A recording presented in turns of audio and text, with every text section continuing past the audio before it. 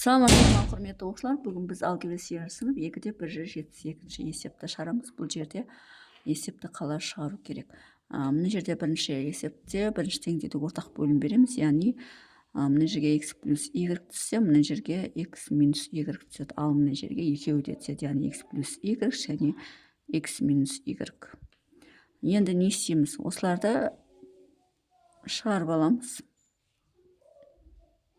Яғни мына x-ке x-ті көбейтсек x квадрат болады, x-ке y-ті көбейтсек плюс x y болады, 2y-ге x-ті көбейтсек 2x y болады, мына екеуін көбейтсек плюс 2y квадрат болады, плюс мына екеуін көбейтсек x квадрат болады, мына екеуін көбейтсек минус x y болады, мына екеуін көбейтсек минус 2x y болады, мына екеуін көбейтсек плюс 2y квадрат болады. Тең мынау бізде 4x квадрат минус 4y квадрат.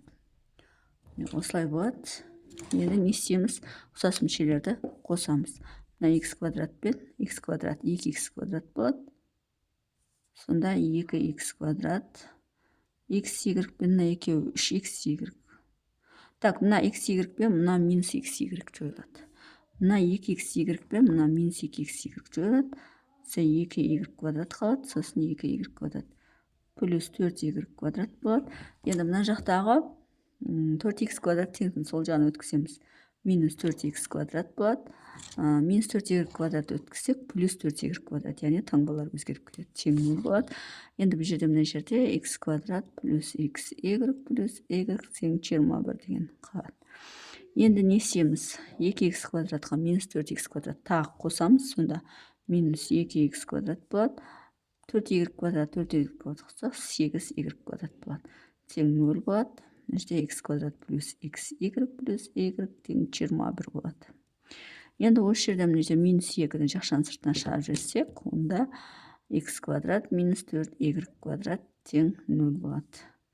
Енді осы жерден минус 2, 0-ді минус 2-ге бөлсек 0 болады. Сонда мынаны екі жақшаға жүктеуге болады. X плюс 2y, x минус 2y деп міне осылай екі жақшаға жүктесе болады. Тең 0 болады. Енді осы жерден а жағдайы x плюс 2y-ді 0-ге теңестіреміз. А жағдайы x минус 2y-ді 0-ге теңестіреміз. Мынаған теңестірсек, x тең теңіздің сол жағына, оң жағына минус 2y болып өтеді. Сонда x тең минус 2y болған кезде, мына x-ті мына жерге әкеп қоямыз. Я x квадраттың орнына, сосын мына x-ті орнына апарып қойып, біз есепті y-ті табамыз. Сонда x квадраттың орнына минус 2y жақшаның сыртында квадраты плюс мин жақшаның ішінде минус 2y көбейту y плюс y тең 21. Осы жерде бір айнымалы теңдеуге келеміз. Яғни мынау 4y квадрат болады. Мынау минус 2y квадрат болады. Плюс y болады. Мына теңдік сол жағына минус 21 өтеді. Тең 0 болады. Мына екеуін қосатын болсақ 2y квадрат болады. Плюс y минус 21 тең 0. Енді осы жерден y1, y2-ні табамыз. Дискриминант арқылы 1 минус 4 көбейту 2 көбейту минус 21. Так, 8 болады. 8-ді 21-ге көбейтсек, 48 болады. 8, так, 8 болады. 8 жерде 168, 169 болады. Яғни 13-тің квадраты. y1, y2-міз, мына жер плюс болса, мына жер минус 1 болады. Плюс минус 169, 13-тің квадраты. Бөлінген 2-ні 2-ге өтеміз, 4 болады. Сонда 13-тен 1-ді алсақ, 12, 12 4-ге бөлсек 3 болады. Минус 14 бөлінген 4 тең минус 7 бөлінген 2 болады. Так, дұрыс шығарып жатырмын ба? 13-тен 1-ді алсақ, 12, 12-ні 4-ге бөлсек 3 болады. Сонда y1-міз 3 болғанда, y2-міз минус 7 бөлінген 2 болады. Олай болатын болса, мына жерге әкеп қойып, x1 табуға болады. Сонда y1-міз 3-ге тең болғанда, x1-міз минус 2 көбейту 3 тең минус 6 болады. Енді мына y2-ні мына жерге әкеп қойып, x2-ні табамыз. Яғни бізде y2-міз минус 7 бөлінген 2 болса, онда x2-міз минус 2 көбейту минус 7 бөлінген 2 болады. Сонда мынау қысқарып кетіп, плюс 7 болады. Мында осындай 4 жауапты аламыз. Енді жауапты қалай жазамыз? Жауапты x1 минус 6 болғанда y-ің 3 болды. x2 7 болғанда y-ің минус 7 бөлінген 2 болады. Сонда есептің жауабы болады. Осылай болады бірінші есептің жауабы. Енді мұнаны әкеп теңдіктің орнына қойып керек. Бізде мынандай еді. Бір теңдігі x квадрат плюс x y плюс y тең 21 болу керек. X-тің орнына минус 6 қойымыз, яғни 36 болады. Минус 6 мен 3-ті көбейтсек минус 18 болады, плюс 3 болады. Тең 21. Мынаны алсақ 18-ден 3 тастасаң 15 болады. 36-дан 15 тастасаң 21 болады. Демек теңдік орындалып тұр. Бұл бізде бірінші есептің шығарылуы. Жауабы міне осылай болады. Енді екінші есепті шығарамыз. Екінші есеп 3x минус 9y бөлінген x плюс y плюс 2x плюс y бөлінген x минус y тең 4.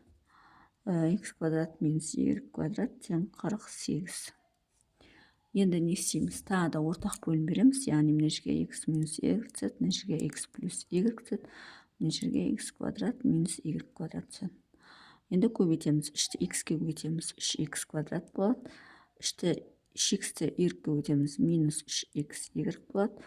Минус 9xy болады. Плюс 9y квадрат болады. Плюс на 2x-ті көбейтсек 2x квадрат болады. Мына көбейтсек плюс 2xy болады. Мына көбейтсек плюс xy болады. Мына көбейтсек плюс y квадрат болады. Тең 4x квадрат минус 4y квадрат болады. Енді ұқсас мүшелерді қосамыз. 3x квадратқа қосамыз. 2x квадрат 5x квадрат болады. Жазамыз 5x квадрат. Минус 3x y-ге мынаны қосамыз. Так, минус 3x y пен мына екеуі 3x y болады. Қосынса жойылады. Мына екеуі 3x y болады. Мына минус 3x екеуі жойылады. Минус 9x y-тің өзі қалады. Y квадраты 9y квадратынан қосылып плюс 10y квадрат болады. Енді теңдіктің сол оң жағынан сол жаққа өткіземіз. Сонда минус 4x квадрат болады. Плюс 4y квадрат болады. Тең 0. Енді осы жерден ұқсас мүшелерді тағы да қосатын болсақ, 5x квадрат пен 4x квадрат алынып бізде x квадрат болады. Минус 9xy болады. Плюс 14 y квадрат болады. Тең 0. Енді осы жерден x-ті y арқылы өрнектейміз. Барлығын y квадратқа бөліп тастаймыз. Сонда бізде мынаны да y квадратқа бөлеміз, мынаны да y квадратқа бөлеміз, мынаны да y квадратқа бөлеміз. Сонда мына жерде x квадрат бөлінген y квадрат болады. Минус y пен y квадрат кетіп 9x бөлінген y болады. Плюс мынамен ауысқарып 14 болады. Тең 0 болады. Енді осы жерден x бөлінген y-ті t деп алатын болсақ, онда мынау бізде t квадрат болады. Мынау бізде t болады. Сонда квадрат теңдеу келеді. Яғни t квадрат минус 9t плюс 14 тең 0 деген теңдеуге келеміз. Енді оны дискриминант арқылы шығаратын болсақ, 9 квадрат 81 минус 4 көбейту 14 болады. Енді 14-ті 4-ге көбейтсек, бізде 56 болады. Яғни 81-ден 56-ны алып тастаймыз. Ол кезде бізде 25 қалады. 25. Енді t1, t2-ні табамыз. 9 плюс минус 5 бөлінген 2. 9-ға 5 қоссақ 14, 14 2-ге бөлсек 7, 9-ға 5 қоссақ 4, 4 2-ге бөлсек 2. Демек t1-міз 7 болды. Енді осы t1-ді мына t-ның орнына әкеп қоямыз. Яғни бірінші жағдай x бөлінген y тең 7 болады. Екінші жағдай енді 2-ні әкеп қоямыз мына жерге. Сонда x бөлінген y тең 2 болады. Бізде міне осындай екі жағдай бар. Енді бірінші жағдайда мына жерге жазып қояйық. X бөлінген y тең 7 болғанда x-іміз 7y болады.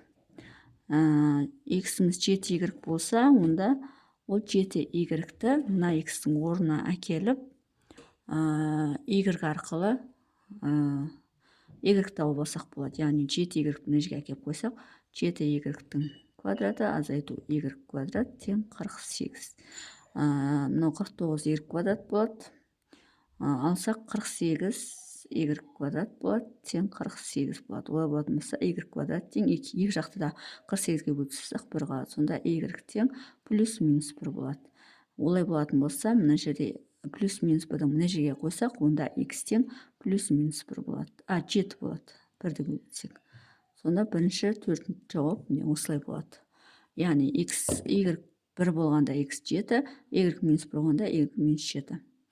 Енді екінші жағдай бізде жына x бөлінген y бізде 2 тұғым. Демек, x бөлінген y тең 2 болатын болса, онда x тең 2y болады. Енді осы 2y-ті тағы да жаңағы мына x-тің орнына әкеп қоямыз. Сонда 2y-тің квадраты азайту y квадрат арқылы 2y-тің квадраты азайту y квадрат тең 48. Тағы да шығарамыз.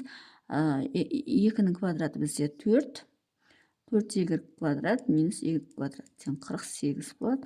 Мына жерде 3y квадрат тең 48 болады. y квадрат тең 48-ді 3-ке бөлсек 16 болады. Онда y тең плюс минус 4 болады. Олай болатын болса, оны тағы да x-тің орнына апарып қоятын болсақ, қаяқты жаңа бастапқыда мына x-тің орнына апарып қоятын болса, y-тің орнына плюс минус 4-ті олай болатын болса, x тең плюс минус 4 бөлсек 8 болады. Қалған 4 жауап міне осылай болады. Сонда y плюс 4 болғанда x плюс 8, y минус 4 болғанда x минус 8 болады. Енді жалпы жауапты жазайық. Жалпы жауап жаңа бізде плюс 1 болғанда, плюс 7 болған. Демек, x бірінші жазылады. Яғни 7 болғанда y-іміз 1, x-іміз минус 7 болғанда, y-іміз минус 1 болған. Енді мына жерде x-іміз 8 болғанда, y-іміз плюс 4, x-іміз минус 8 болғанда, y-іміз минус 4 болған. Сонда бізде ең соңғы жауап осы болады. Бұл екінші есептің шығарылуы. Сонымен есептің шығару жолы осындай. Егер есептің шығару жолы түсінікті болса, лайк басып, комментарий жазып, каналыма тіркеліп кетсеңіздер болады.